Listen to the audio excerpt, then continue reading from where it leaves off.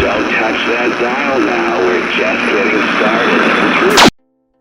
You know, it's been a while since I made a video just due to the fact that I was sick because, you know, being a fat guy, quite large guy, that comes with its own problems.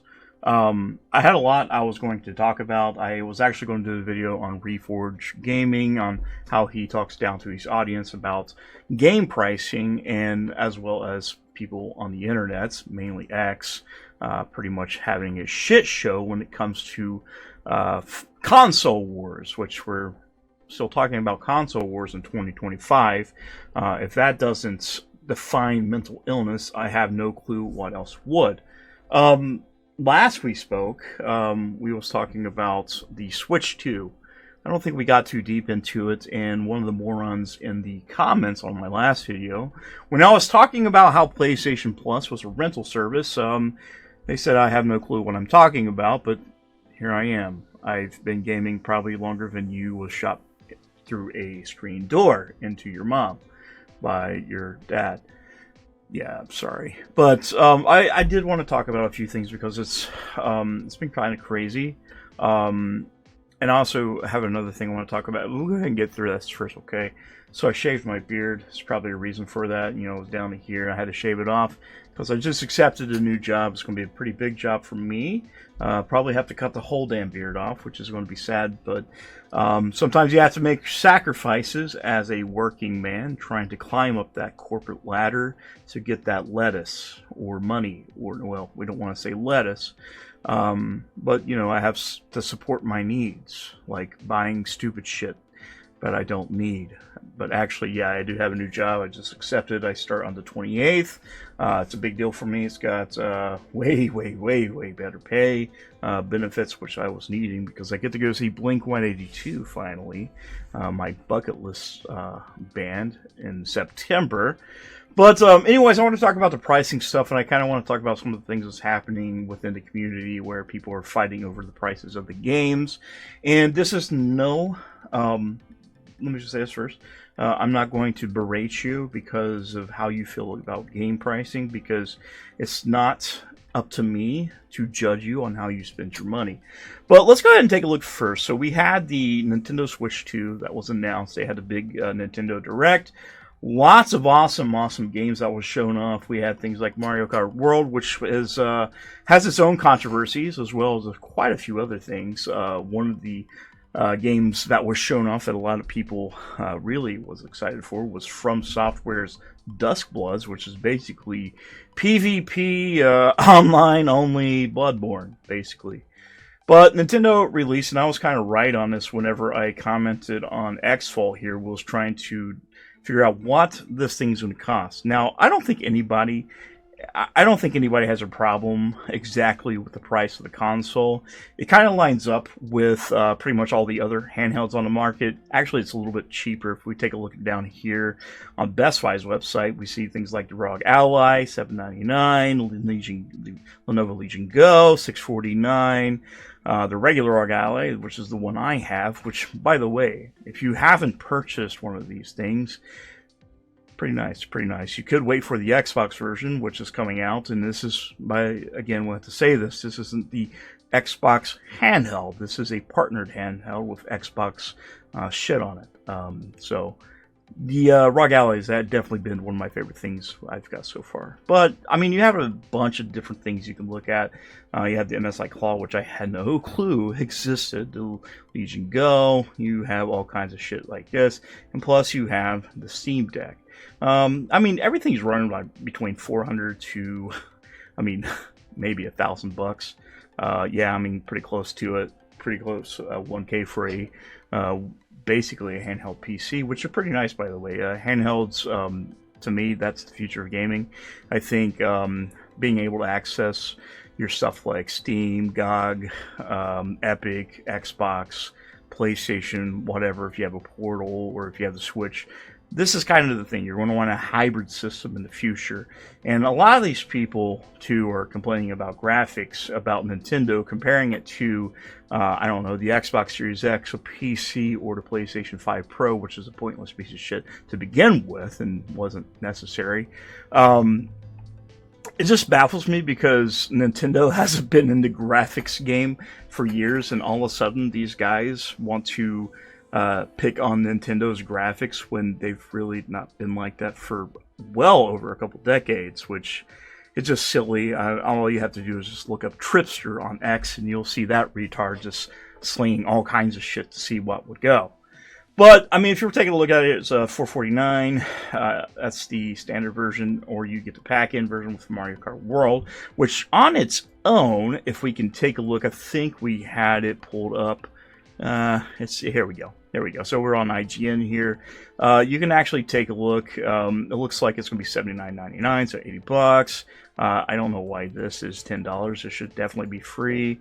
$69.99 for Donkey Kong Bonanza. And it kind of goes on from there. There has been some rumors that The Legend of Zelda Breath of the Wild and Tears of the Kingdom will be $90.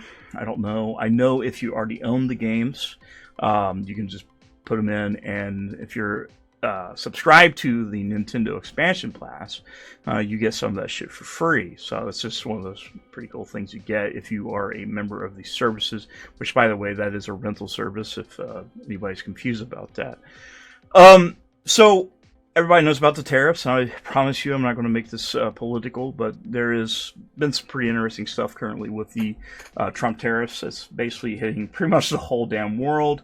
A lot of people are complying and wanting to make a deal, except for China. Maybe a few stragglers, but I think ultimately what's going to happen, there's going to be some deals made, which is a big problem for Nintendo, considering the fact, well, actually a lot of these electronic manufacturers have shops built in places like Vietnam, China, Taiwan, whatever, they have them in there. And this is causing a big panic to the point where Nintendo actually shifted some of their actual stock to Vietnam, which was getting made there, to the United States to have a stockpile of Switches. They actually had to delay the Switch, which was wild to me. They had to delay the Switch pre-orders, which, I mean, again, the Switch 2 comes out here in June, so we don't have a lot of time to save up for this thing, right? It's still going to be $500. We still don't know what's going to happen with the tariffs and what's going to happen with this stuff going on. I'm hoping things will get better.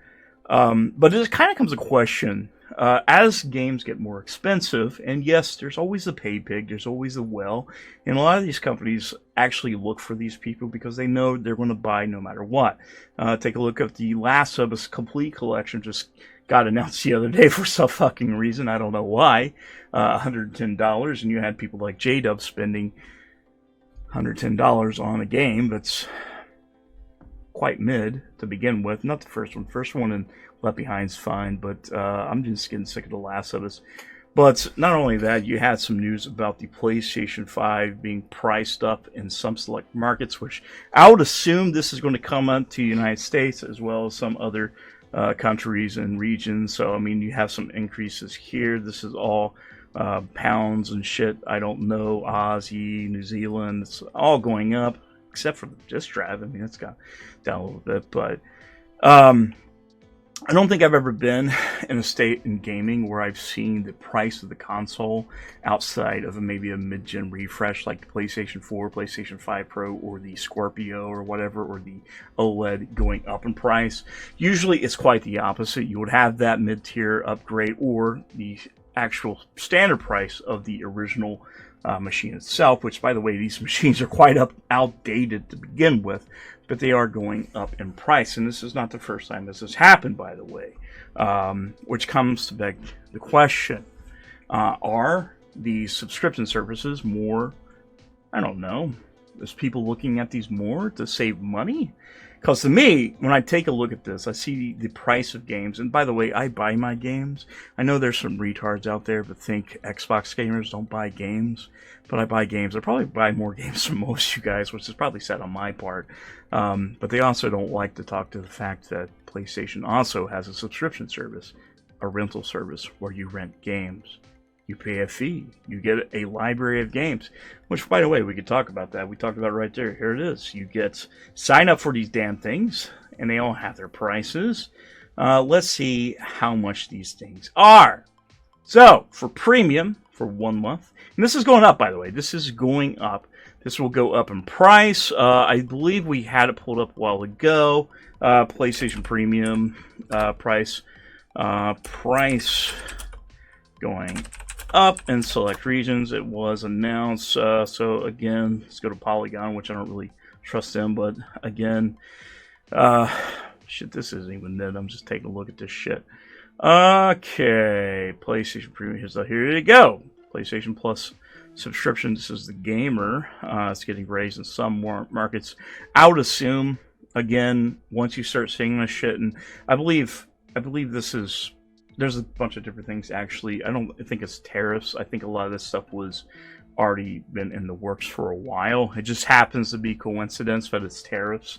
That's the talk of the town right now. That's a big word, but you always hear people complaining about Game Pass going up in price when it's only a couple dollars more than the actual price of PlayStation Premium.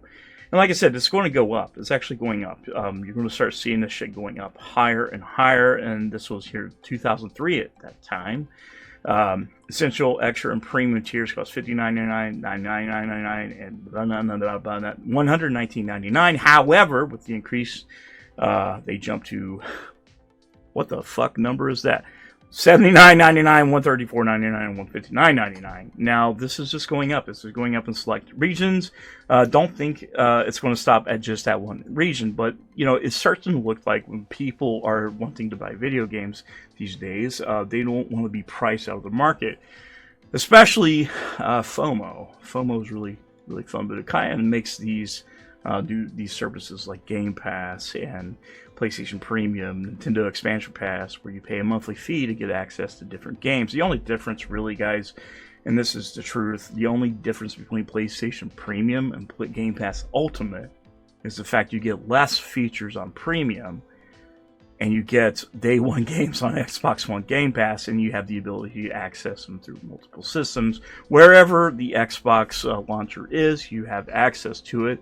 On PlayStation, you do get cloud saves. You can use your PlayStation Portal as well. I think you have to have PlayStation Portal to do that. Again, we'll take a look at the different things here. So here's the Game Pass. By the way, it's always the same. PlayStation has it. You take a look. It's in $17.99 for here. Well, here's their Essential. So Essential, you get your monthly games and all that shit. Let's see. I mean, you get your classic catalog and whatnot, and just like Nintendo, you get access. You pay extra, you get access to more stuff here, like this. You on the expansion, you actually get access to 64, Game Boy Advance.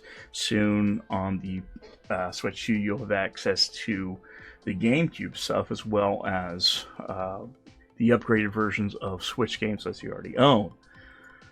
These, to me, it's a no-brainer if you're trying to save money and you don't want to go completely all in. And I'm not saying don't buy your games, because of course buy your games if you can. I use these actual subscriptions as a supplement to something I already play. So like PlayStation Premium, I buy all my games.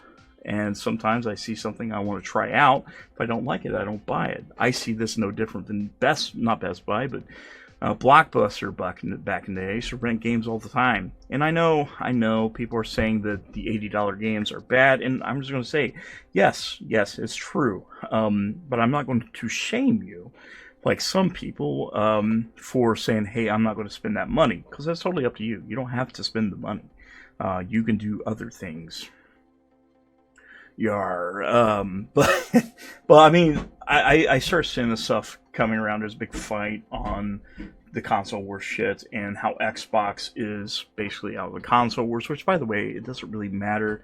It's going a different direction. It doesn't mean Xbox is dead. The only people who are saying that are retards on the internet that, for some odd reason, has a strange asphyxiation for video game consoles and sucking off corporate boots, or the dicks and boots.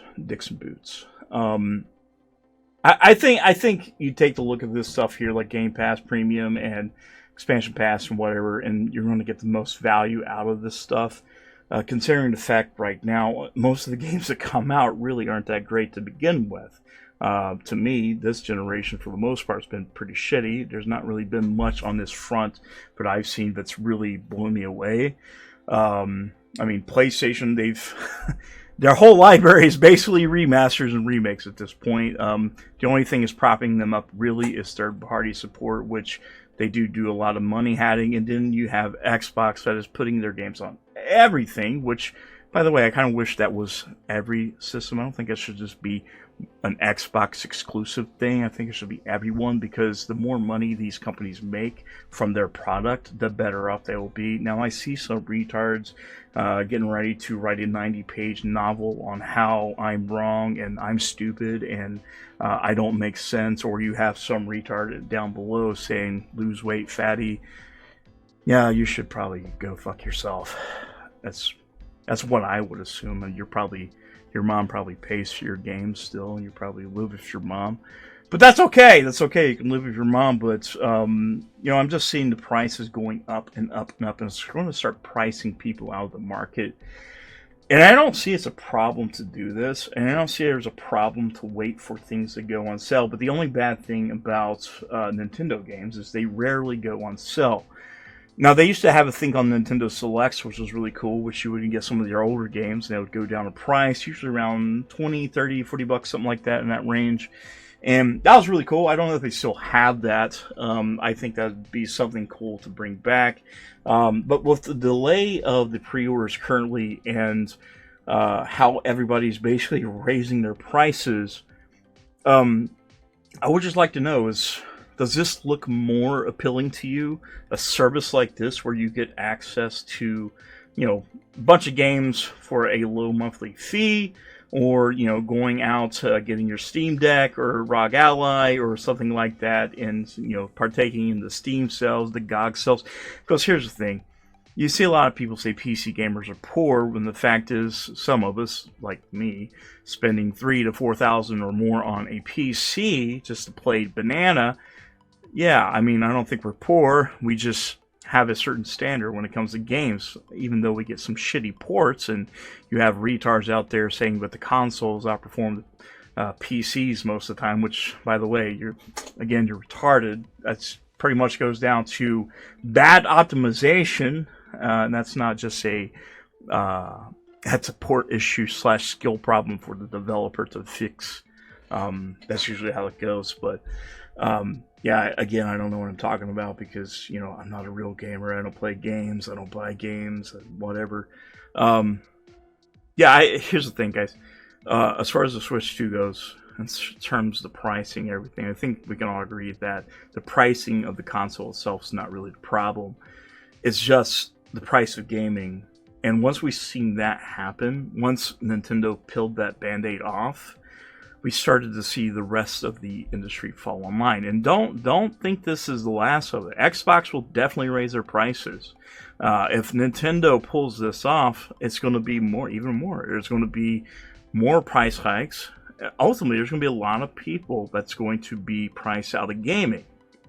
And you're going to have a lot of people looking at these services. You're like, well, I can get this in one box, or I could buy a PlayStation Portal or a Amazon Fire Stick or something like that, and I could play games that way, or one of these handheld devices. Because if I take a look at me, I'm like, okay, right now, probably one of my favorite things that I've had in game for a while would be the Asus ROG Ally. And the Switch, I mean, these are pretty nice, and the PlayStation Portal is pretty nice, and not for long there'll be an Xbox official branded console / hybrid handheld thingy. I think eventually these types of services will be more valuable to the consumer long run. I don't know how it's going to work for development. I would assume there'll be a lot of people eating dirt, but if we're going to start pricing people out of gaming with these large AAA titles costing $400 to $500 million, or if you hear the rumors about GTA 6 costing billions of dollars and coming out possibly being $100, that's pretty fucking wild. There's going to be a lot of people that's not going to be able to play a lot of games. And I see some people just making fun of people because they're like, oh, you're poor because you can't play video games.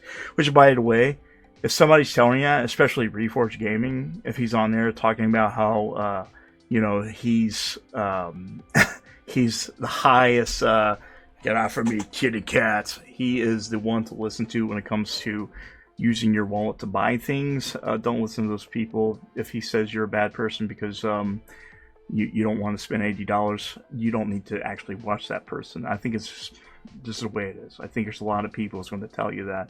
The only people that's actually justifying these prices are just retarded fanboys and people that probably don't really have their own money, but siphon off either the government or have a pension, like some kind of trust fund from their daddy or something like that. They never really had to deal with hardships. And like I said, I used to be borderline pretty much homeless at one point and lost every fucking thing I own, so I know what it's like. So I'm not going to look down on you if you can't afford to buy a fucking video game, because at the end of the day, you don't need the video game. You don't need the video game. You might want it. Me, I like it. I don't need it, but I want it. But nobody should judge you for how you spend your money. And that's just the way I am. I'm going to take a look at these services. I'm like, man, maybe I'm going to use these services a little bit more, maybe. Again, like I said, if you can pay for it, pay for it. If you don't want it, don't want it. Voice your opinion. And don't judge other people. If somebody gives you some shit, just tell them to fuck off and eat grass. Alright guys, I'll talk to you later. Sorry for the mess. I'll see you soon. Shut the fuck up. You're a fucking cunt. Shut the fuck up. You're a fucking cunt. Shut the fuck up. You're a fucking cunt. Shut the fuck up. You're a fucking cunt. Shut the fuck up.